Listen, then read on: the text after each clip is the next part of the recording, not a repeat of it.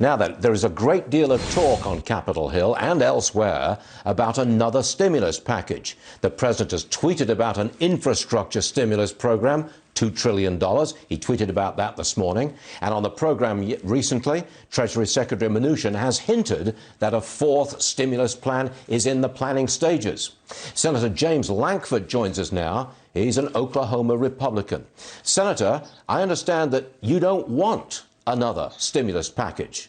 Why not? I don't think we need to jump into the middle of another stimulus package right now. What we really did was try to stabilize the economy. A lot of people are out of work right now. Let's try to get help to them, whether it's the individual checks you just talked about, or whether it be assisting small businesses with a grant, be able to carry their payroll, or larger businesses getting access to a loan. But there are some in Washington, D.C. that just spent $2 trillion. And it's like a teenager getting off a roller coaster said, that was fun. Let's do that again. That are immediately trying to jump into this and say, I want to spend another $2 trillion and to be able to keep going at this point.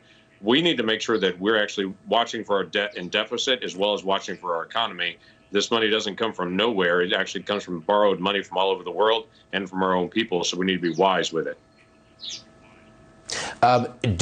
Because these are such strange and difficult times, does that make this kind of spending and the huge deficits which will follow acceptable to you?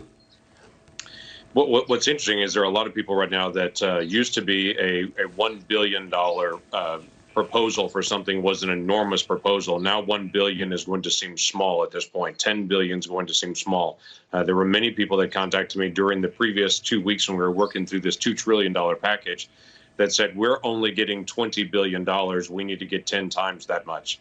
Well, the challenge that we have is now everyone is used to coming to the federal government saying that this is going to solve everything. We also have to manage a budget with the federal government as well as states and local entities do as well. So we've got to be able to make sure we're managing both of these things. We do have to do some emergency spending right now. This is kind of like when you go through a storm, you've got to do some things to recover immediately. But on the backside of that, you've got to pay for what you just took out.